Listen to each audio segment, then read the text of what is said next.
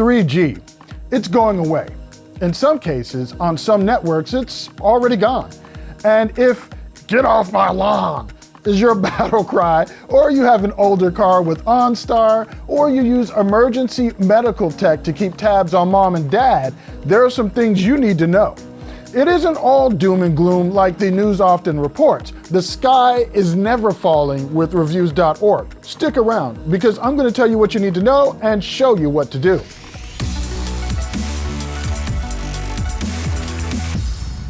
"3G is, or was, the third generation of wireless communications technology.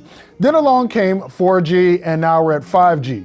It served us well for a time, but its time has come, and with it some changes. But it served us so well that quite a bit of technology relied on it, much of which still relies on it today. So, what devices relied on 3G? Yes, older smartphones, but that isn't all, Chief.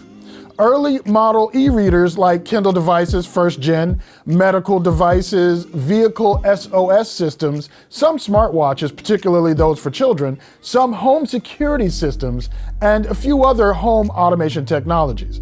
Let's talk smartphones first.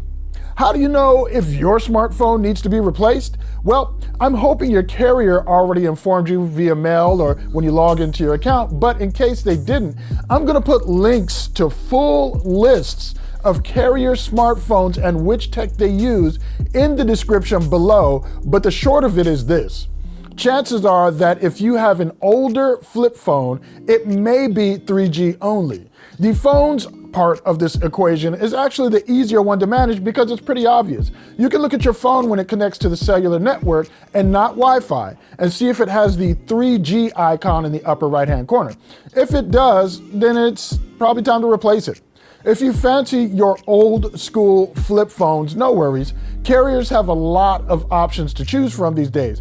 We even did a whole old school flip phone review a while back that you can check out. We'll link to that as well.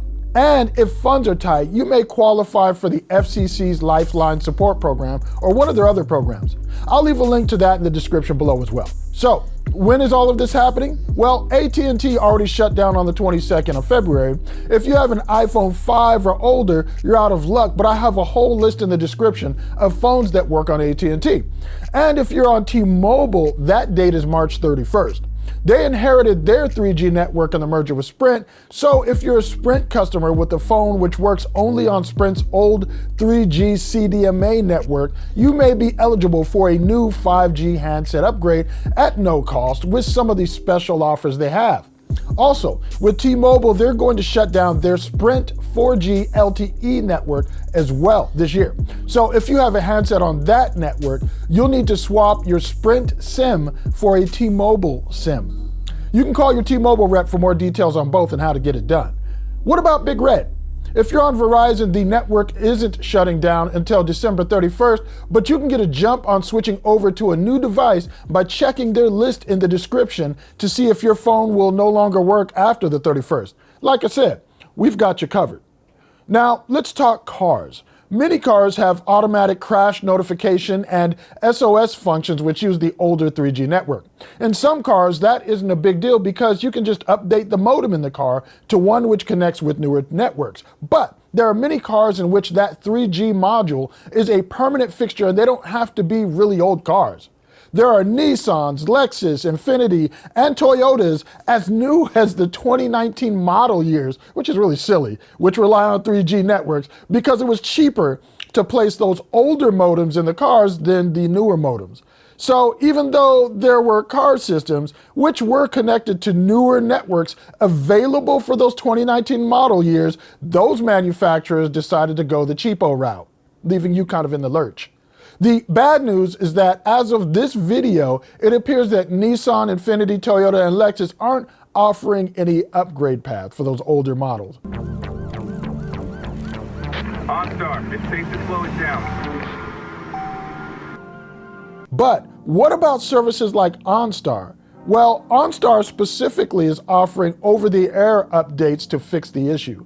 OnStar services can be found in Chevrolet, Buick, Cadillac, and GMC vehicles. If you want to find out if your vehicle's on that list, yep, you guessed it, we'll have a link below that you can click on to see if your vehicle's affected. Before you head to that link, you'll want to have your VIN number handy. This is for US vehicles only. I'm also going to include a link down there to Consumer Reports website because they have an exhaustive list of vehicles affected and how to get them fixed if they are. I mean, it's a long article and list which covers pretty much all auto manufacturers and their 3G reliant systems and fixes for the shutdown. So, last but not least, let's talk medical devices and alarm systems. MPERS, or Mobile Personal Emergency Response Systems, are devices commonly used by the elderly and here in the States and in Canada. There's a large population segment who depend on these devices. You may have seen them as pendants or back in the day as the "Help, I've fallen and I can't get up" Life Alert product commercial. Many of these products rely on 3G while newer versions use a combination of 4G, Wi-Fi, and GPS.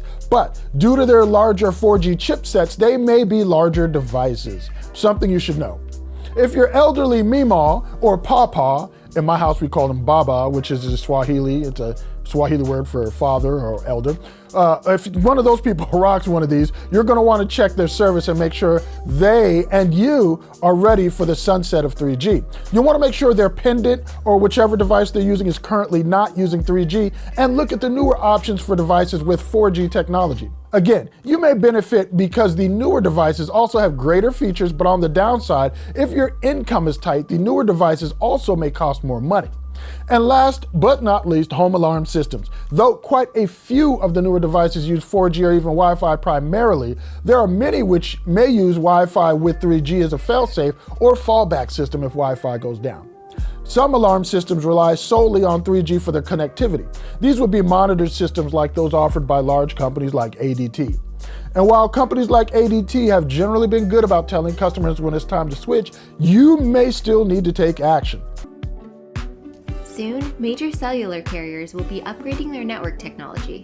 When that happens, your at&t system will no longer be able to communicate with at&t monitoring centers over cellular networks. Your new CellBridge device provides a simple way to update your at&t system.